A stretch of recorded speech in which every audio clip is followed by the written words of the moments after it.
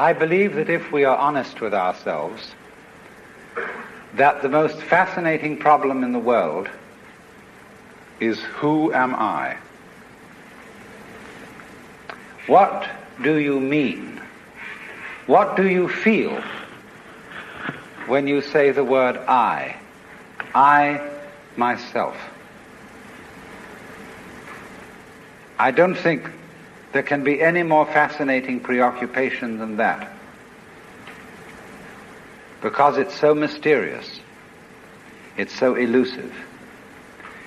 Because what you are in your inmost being escapes your examination in rather the same way that you can't look directly into your own eyes without using a mirror. You can't bite your own teeth.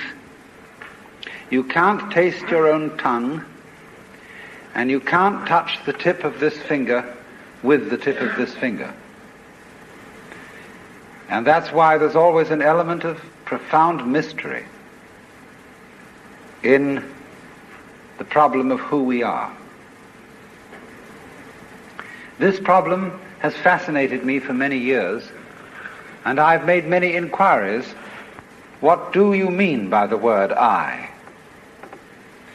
And there is a certain consensus about this, a certain agreement, especially among people who live in Western civilization. Most of us feel I, ego, myself, my source of consciousness, to be a center of awareness and of a source of action that resides in the middle of a bag of skin. And so we have what I have called the conception of ourselves as a skin-encapsulated ego. Now, it's very funny how we use the word I. If we just refer to common speech, we are not accustomed to say, I am a body. We rather say, I have a body. We don't say, I beat my heart, in the same way as we say, I walk, I think, I talk. We feel that our heart beats itself, and that has nothing very much to do with I. In other words, we don't regard I myself as identical with our whole physical organism. We regard it as something inside it. And most Western people locate their ego inside their heads. You are somewhere between your eyes and between your ears, and the rest of you dangles from that point of reference. It is not so in other cultures. When a Chinese or Japanese person wants to locate the center of himself, he points here, not here. Here to what Japanese call the kokoro, or the Chinese call shin, the heart, mind. Some people also locate themselves in the solar plexus.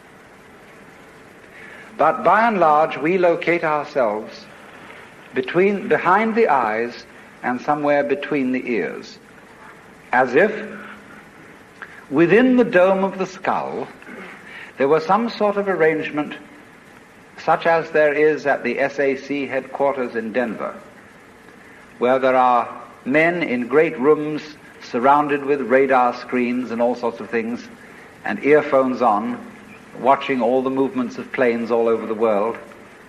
So in the same way, we have really the idea of ourselves as a little man inside our heads who has earphones on which bring messages from the ears, and who has a television set in front of him which brings messages from the eyes, and all sorts of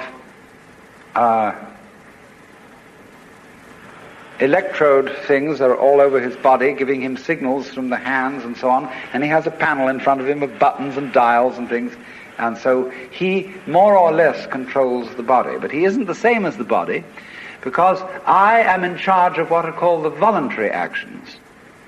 and what are called involuntary actions of the body, they happen to me. I am pushed around by them, but to some extent also I can push my body around. This, I have concluded, is the ordinary, average conception of what is oneself. And look at the way children, influenced by our cultural environment, ask questions. Mummy, who would I have been if my father had been someone else? You see, the child gets the idea from our culture that the father and mother gave him a body into which he was popped at some moment. Whether it was conception or whether it was parturition is a little bit vague. But there is, in our whole way of thinking, the idea that we are a soul, a spiritual essence of some kind, imprisoned inside a body. And that we look out upon a world that is foreign to us. In the words of the poet Houseman, I, a stranger and afraid, in a world I never made. And so, therefore, we speak of confronting reality, facing the facts. We speak of coming into this world. And this whole sensation that we are brought up to have of being an island of consciousness locked up in a bag of skin, facing outside us a world that is profoundly alien to us in the sense that what is outside me is not me. This sets up a fundamental sensation of hostility and estrangement between ourselves and the so-called external world. And therefore, we go on to talk about the conquest of nature, the conquest of space, and view ourselves in a kind of battle array towards the world outside us. I shall have much more to say about that in the second lecture. But in the first now, I want to examine the strange feeling of being an isolated self. Now, actually, it is absolutely absurd to say that we came into this world. We didn't. We came out of it. What do you think you are? Supposing this world is a tree. Are you leaves on its branches, or are you a bunch of birds that settled on a dead old tree from somewhere else? Surely, everything that we know about living organisms from the standpoint of the sciences shows us that we grow out of this world, that we, each one of us, are what you might call symptoms of the state of the universe as a whole. But you see, that is not part of our common sense. Western man has for many centuries been under the influence of two great myths. When I use the word myth, I don't necessarily mean falsehood. To me, the word myth signifies a great idea in terms of which man tries to make sense of the world. It may be an idea, it may be an image. Now, the two images which have most profoundly influenced Western man are, number one, the image of the world as an artifact, like a carpenter's table or a jar made by a potter. Indeed, in the book of Genesis, there comes the idea that man was originally a clay figurine made out of the earth by the Lord God, who then breathed into this clay figurine and gave it life. And the whole of Western thought is profoundly influenced through and through and through by the idea that all things, all events, all people, all mountains, all stars, all flowers, all grasshoppers, all worms, everything are artifacts. They have been made. And it is therefore natural for a Western child to say to its mother, "How was I made?" That would be quite an unnatural question for a Chinese child, because the Chinese do not think of nature as something made. They look upon it as something that grows, and the two processes are quite different. When you make something, you put it together, you assemble parts, or you carve an image out of wood or stone, working from the outside to the inside. But when you watch something grow, it works in an entirely different way. It doesn't assemble parts.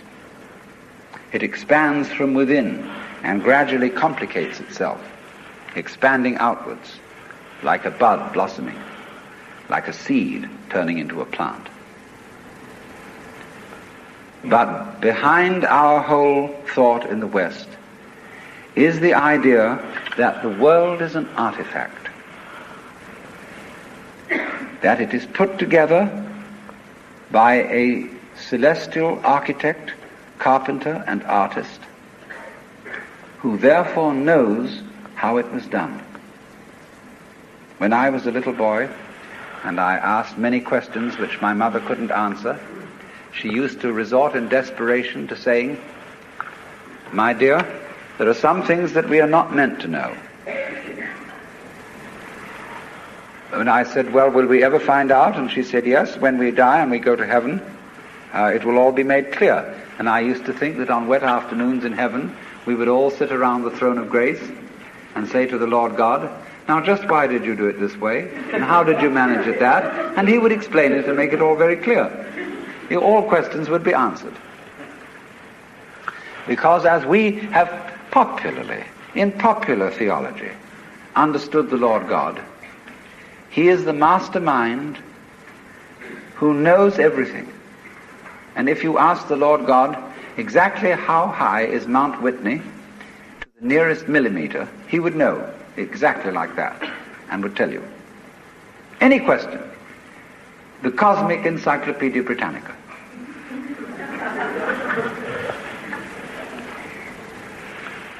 Unfortunately, this particular image or myth became too much for Western man, because it was oppressive to feel that you are known through and through and watched all the time by an infinitely just judge. I have a friend, a very enlightened woman. She's a Catholic convert, but a very enlightened Catholic. And in her bathroom, she has on the pipe that connects the tank with the toilet seat a little framed picture of an eye. And underneath in Gothic letters is written, "Thou God seest me." Everywhere is this eye watching, and judging you, so that you always feel you're never really by yourself. But the old gentleman is observing you and writing notes in his black book. And this became too much for the West. It became oppressive. They had to get rid of it. And so instead, we got another myth. The myth of the purely mechanical universe. This was invented at the end of the 18th century. It became increasingly fashionable throughout the course of the 19th century and well into the 20th century, so that it is today's common sense. Very few people today really believe in God in the old sense. They say they do. but they really hope there is a God. They don't really have faith in God. They fervently wish that there was one and feel that they ought to believe that there is. But the idea of the universe being ruled by that marvelous old gentleman is no longer plausible. It isn't that anybody's disproved it, but it just somehow doesn't go with the vast infinitude of galaxies and the immense light-year distances between them and so on. So instead, it has become fashionable, and it is nothing more than a fashion, to believe that the universe is dumb, stupid, that intelligence, values, love, and fine feelings reside only within the bag of the human epidermis, and that outside that, the thing is simply a kind of a chaotic, stupid interaction of blind forces. Courtesy of Dr. Freud, for example, biological life is based on something called libido, which was a very, very loaded word. Blind, ruthless, uncomprehending lust. That's the foundation of the human unconscious. And similarly to thinkers like of the 19th century, like Ernst Haeckel, even Darwin, T.H. Huxley, and so on, there was this notion that at the root of being is an energy. And this energy is blind. This energy is just energy. And it's utterly and totally stupid. And our intelligence is an unfortunate accident. By some weird freak of evolution, we came to be these feeling and rational beings, more or less rational. And this is a ghastly mistake, because here we are in a universe that has nothing in common with us, that doesn't share our feelings, has no real interest in us. We're just a sort of cosmic fluke. And therefore, the only hope for mankind is to beat this irrational universe into submission and conquer it and master it. Now, all this is perfectly idiotic. If you would think that the idea of the universe as being the creation of a benevolent old gentleman, although he's not so benevolent, he takes a sort of, this hurts me more than it's going to hurt you sort of attitude to things. You can have that on the one hand, and if that becomes uncomfortable, you can exchange it for its opposite, the idea that the ultimate reality doesn't have any intelligence at all. At least that gets rid of the old bogey in the sky, in exchange for a picture of the world that is completely stupid. Now, these ideas don't make any sense, especially the last one, because you cannot get an intelligent organism, such as a human being, out of an unintelligent universe. The saying in the New Testament that figs do not grow on thistles nor grapes on thorns applies equally to the world. You do not find an intelligent organism living in an unintelligent environment. Look,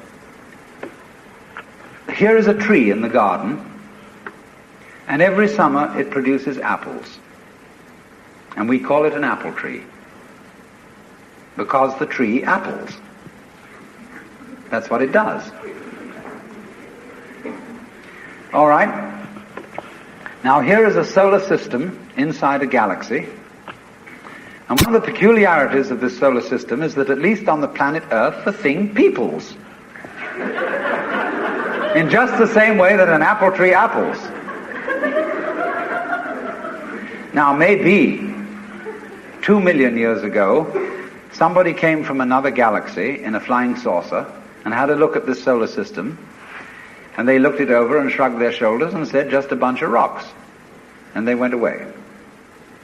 Later on, maybe 2 million years later, they came around and they looked at it again. And they said, excuse me, we thought it was a bunch of rocks, but it's peopling. And it's alive. After all, it has done something intelligent. Because you see, we grow out of this world in exactly the same way that the apples grow on the apple tree. If evolution means anything, it means that. But you see, we curiously twist it. We say, well, first of all, in the beginning, there was nothing but gas and rock. And then intelligence happened to arise in it, like a sort of fungus or slime on the top of the whole thing. But we're thinking in a way, you see, that disconnects the intelligence from the rocks. Where there are rocks, watch out. Watch out, because the rocks are going eventually to come alive.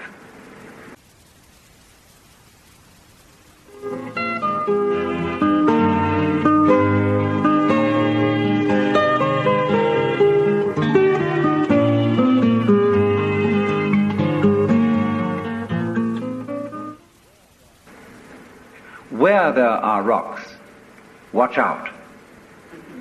Watch out, because the rocks are going eventually to come alive. And they're going to have people crawling over them.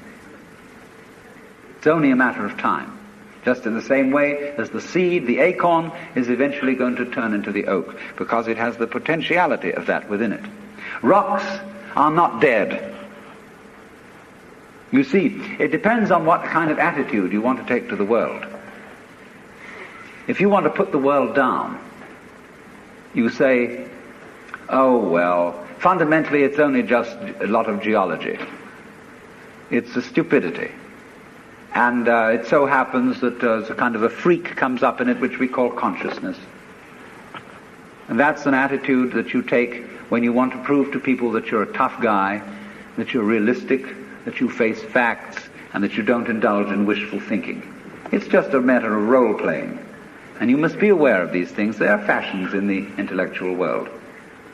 On the other hand, if you feel warm-hearted towards the universe, you put it up instead of putting it down, and you say about rocks, they're really conscious, but a very primitive form of consciousness. Because after all, when I take even this crystal here, which is glass, and go, well, it makes a noise. And that response, that resonance, is an extremely primitive form of consciousness. Our consciousness is much more subtle than that. But when you hit a bell and it rings, you touch a crystal and it responds, inside itself, it has a very simple reaction. It goes jangle inside, whereas we go jangle with all sorts of colors and lights and intelligence, ideas and thoughts. It's more complicated. But both are equally conscious, but conscious in different degrees. That is a perfectly acceptable idea. It's just the opposite of the idea. See, all I'm saying is that minerals are a rudimentary form of consciousness, whereas the other people are saying that consciousness is a complicated form of minerals. You see? And what they want to do is to say everything is kind of bleh. Whereas what I want to say is hooray, life is a good show. Now then, as we study man or any other living organism and try and describe him accurately and scientifically, we find that our normal sensation of ourselves as isolated egos inside a bag of skin is a hallucination. It really is. It's absolutely nutty. Because when you describe human behavior, or the behavior of a mouse or a rat or a chicken or anything you want to describe, you find that as you try to describe its behavior accurately, you must also describe the behavior of its environment. Supposing I walk, and you want to describe the action of walking. You can't talk about my walking without also describing the floor. Because if you don't describe the floor and the space in which I am moving, all you will be describing is somebody swinging his legs in empty space. So as to describe my walking, you must describe the space in which you find me. You know, you couldn't see me unless you could also see my background, what stands behind me. See, if I myself, if the boundaries of my skin were coterminous with your whole field of vision, you wouldn't see me at all. You would see my bright red vest instead. That's why I put it on this evening, to demonstrate this point. And that would be the thing that filled your field of vision, that was the thing standing there. You wouldn't see me, because in order to see me, you have to see not only what is inside the boundary of my skin, but you have to see what is outside it too. Now that's terribly important. Really, the fundamental, ultimate mystery, the only thing you need to know to understand the deepest metaphysical secrets, is this: that for every outside there is an inside, and for every inside there is an outside. And although they are different, they go together. There is, in other words, a secret conspiracy between all insides and all outsides, and the conspiracy is this: to look as different as possible, and yet underneath to be identical, because you don't find one without the other. Like Tweedledum and Tweedledee agreed to have a battle. Note that, agreed. So there is a secret. What is esoteric, what is profound, and what is deep is what we will call the implicit. What is obvious and on the open is what we will call the explicit. And I and my environment, you and your environment, are explicitly as different could be. But implicitly, you go together. And this is discovered by the scientist when he tries, as the whole art of science is to describe what happens exactly. And when he describes exactly what you do, he finds out that your behavior is not something that can be separated from the behavior of the world around you. He realizes then that you are something that the whole world is doing. Just as when the sea has waves on it, all right, the sea, the ocean is waving. And so each one of us is a waving of the whole cosmos, the entire works, all there is. And with each one of us it's waving and saying, yoo-hoo, here I am. Only it does it differently each time, because variety is the spice of life. But you see, the funny thing is, we haven't been brought up to feel that way. Instead of feeling that we, each one of us, are something that the whole realm of being is doing, we feel that we are something that has come into the whole realm of being as a stranger. When we were born, we don't really know where we came from, because we don't remember. And we think when we die, that's just going to be that. Some people console themselves with the idea that they're going to heaven, or that they're going to be reincarnated, or they're going to Summerland or something, you know. People don't really believe that. But for most people it's plausible. The real thing that haunts them is that when they die, they're going to sleep and never going to wake up. They're going to be locked up in the safe deposit box of darkness forever. But that all depends, you see, upon a false notion of what is oneself. Now, the reason why we have this false notion of ourselves is, as far as I can understand it, that we have specialized in one particular kind of consciousness. Being very general and rough, we have two kinds of consciousness. One I will call the spotlight, and the other the floodlight. The spotlight is what we call conscious attention. And that is trained into us from childhood as the most valuable form of consciousness. When the teacher in class says, "Pay attention," everybody stares and looks fast at the teacher like that. That's spotlight consciousness.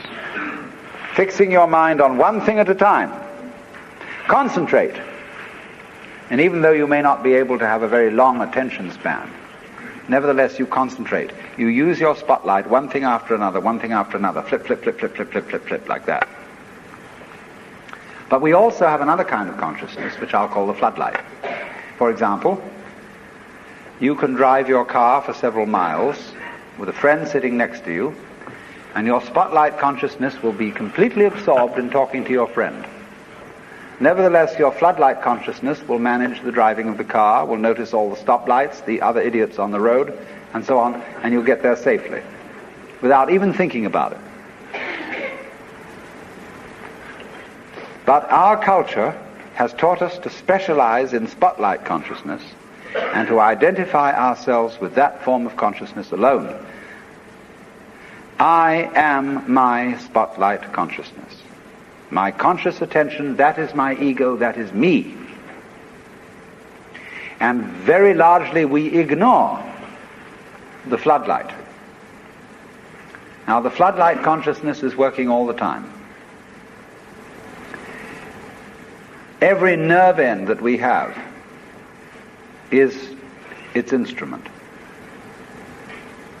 You know, you can go out to luncheon or something and you sit next to Mrs. So-and-so, and you go home and your wife says to you, "Was Mrs. So-and-so there?" "Yes, I sat next to her." "Well, what was she wearing?"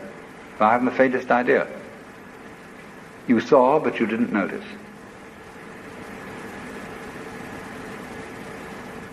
Now, because we have been brought up to identify ourselves with the spotlight consciousness,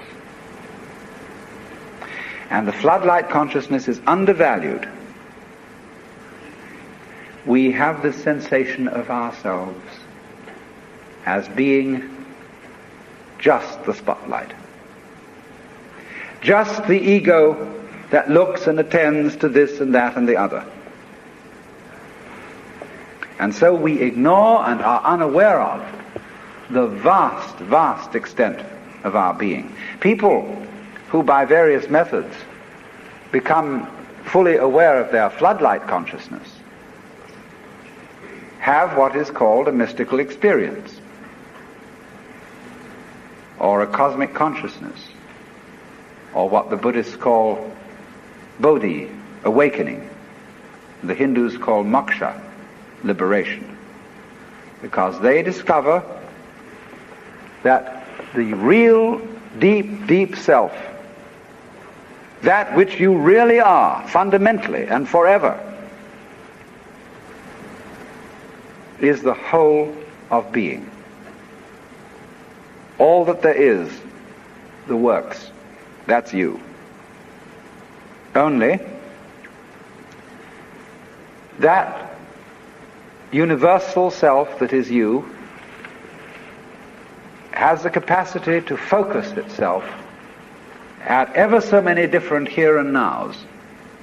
So when you use the word I, this, as William James said, is really a word of position, like this or here.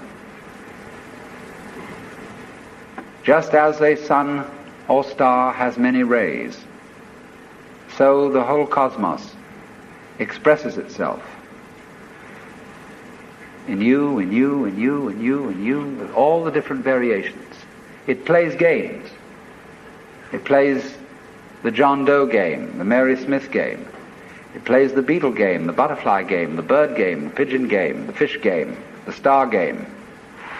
Just like these are games that differ from each other, just like backgammon, whist, bridge, poker, pinochle, or like waltz, mazurka,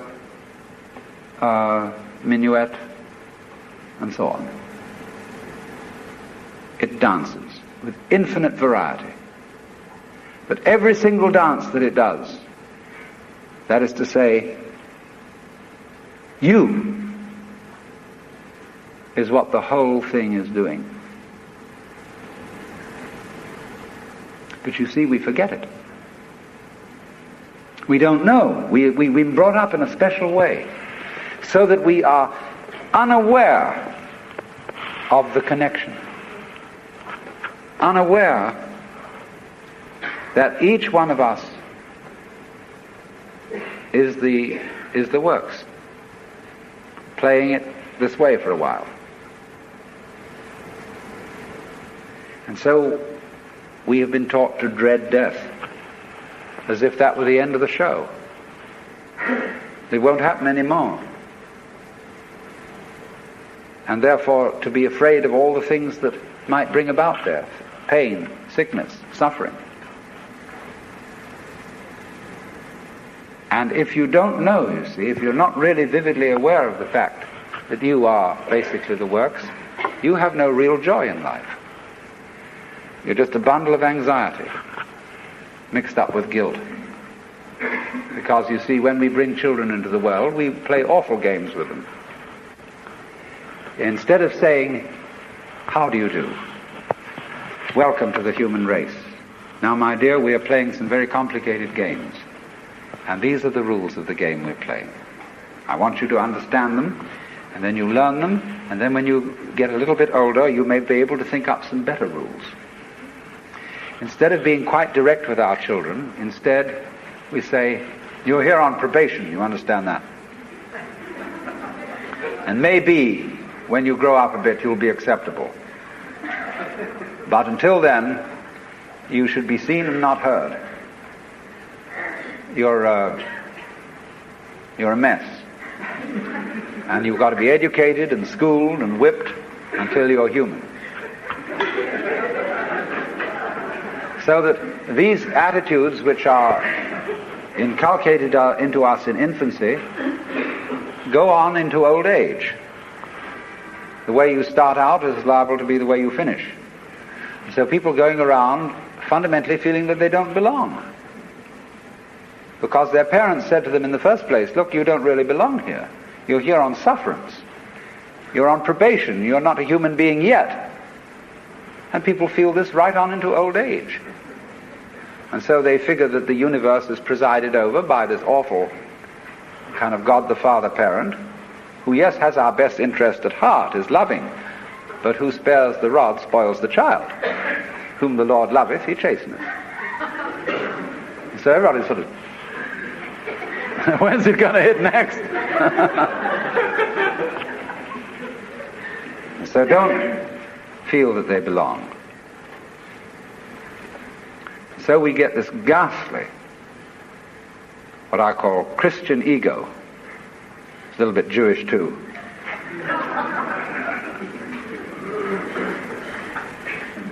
Who really feels that he's homeless, he's an orphan. Even the Christians say we are sons of God by adoption and grace. Not real sons, but by adoption and grace on sufferance. And so comes this sensation, you see. So characteristic of Western man and indeed of all highly civilized people. Of being a stranger in the earth. A momentary flash of consciousness between two eternal blacknesses.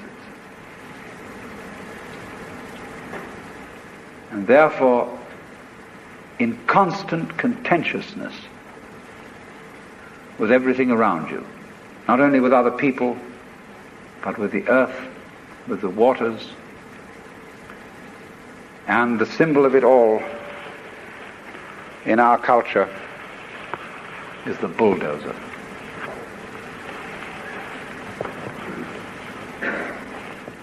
Where I live, aboard a ferry boat, there is opposite us, across the water, or was opposite to us, some lovely hills.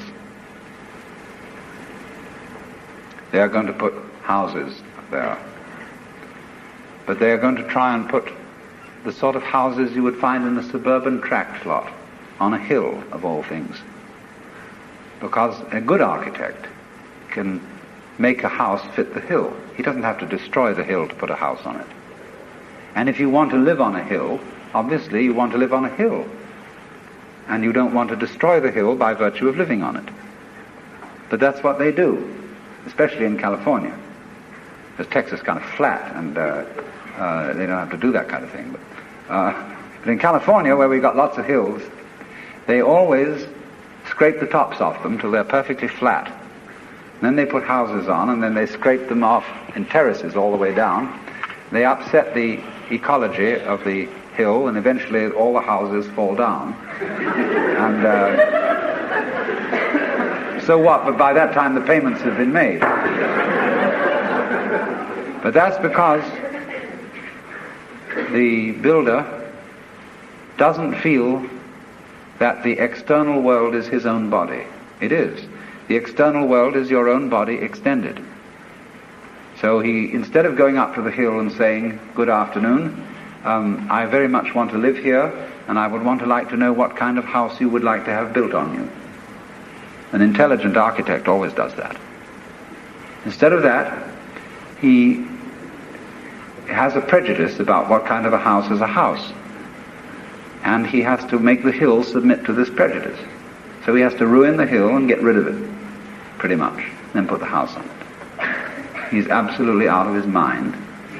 And he's out of his mind because he doesn't realize that the external world is his body. When he realizes that, he'll get his mind back.